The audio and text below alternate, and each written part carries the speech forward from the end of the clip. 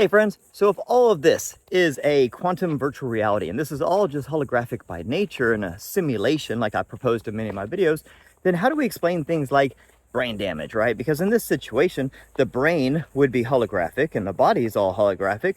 So wouldn't we just be able to do anything? Well, here's the way it works. There's rule sets that govern this simulation, the same way there's rule sets that govern video games. So say you're playing a race car video game, right? And the race car in the video game is digital. It doesn't really exist. And you're driving, you're doing 150 miles an hour, and there's a wall, and your digital race car hits that digital wall. Now your digital race car has digital damage. And if you have like a physical steering wheel outside of the video game, right? It's one of those simulators. Now your steering wheel is all rough like this, right? And your car's alignment's off. So oh man, now I'm all tilted. My steering wheel's like this and okay. How do we explain that? It wasn't a real car and it wasn't a real wall. But now all of a sudden, your physical steering wheel is giving you this feedback and everything's all crooked because your alignment's off. But all that was digital. It was all virtual. It didn't really happen. But there was a rule set in place. And that rule set said that if that digital car hits that digital wall at this velocity, then it's going to have this type of damage. And when you have that type of damage, it's going to send this feedback to the physical steering wheel in the physical world. And it's going to create this sort of turbulence or reaction or any sort of a feedback that, the rule set establishes. So now we have a virtual world and physical world that are being governed by this rule set, physics, that are creating this experience for both people, the digital person and the physical person. Now, this is what's happening in our world, but we are the digital person. And then out there in the spirit world is what we would call the real person.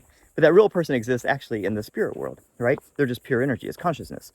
All of this is consciousness. This is just consciousness had to create free will awareness units. That's what all of souls, spirits, every entity in the universe is a free will being to go out there and have interactions and everything so that it can create experiences and data and knowledge and send that information back up to source vicariously so it can grow through us, okay? That's the whole purpose of the universe. So you have to have free will fundamentally, because that's how this whole thing works. If we didn't have free will, it'd just be like a sock puppet. We would know everything, right? And that's what some people think, that God just controls everything like a puppeteer. That wouldn't make any sense. The entire point of the universe and every living being in it is to have free will so that we can evolve consciousness, because consciousness is fundamental. Consciousness is everything. It's what animates everything in the universe. But it animates it and gives it life and gives it free will, and then each being uses that free will to go out and have interactions and experiences and everything, to feed that information back up to source. But these interactions are governed by the rule sets of each world that it's in. So when you're in the spirit world, there's not as many rule sets, right? It's more of this unlimited creative space where you can kind of do whatever you want. That's why spirit world is like the dream world. They're basically the same thing. It's wild.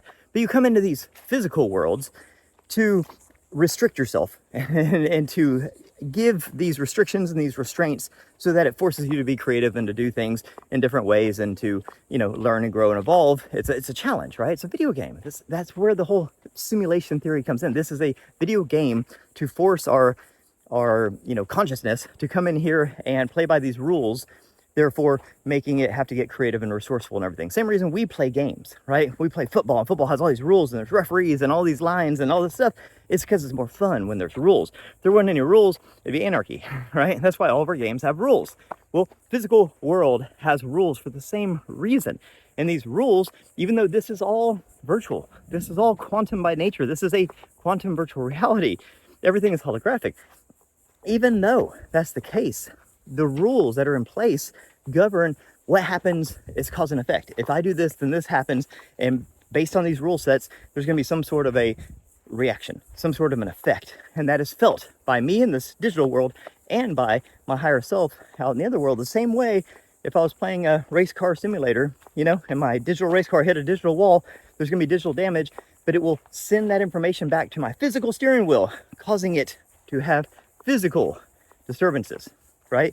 Even though everything that happened was fake in the digital world. Hopefully this makes sense, because this is increasingly how we're understanding how our reality works. It is holographic and digital, quantum by nature. But that doesn't mean it's not real. To somebody else, somewhere else, it's very real. Let me know what you guys think about that. Have a beautiful day. Peace.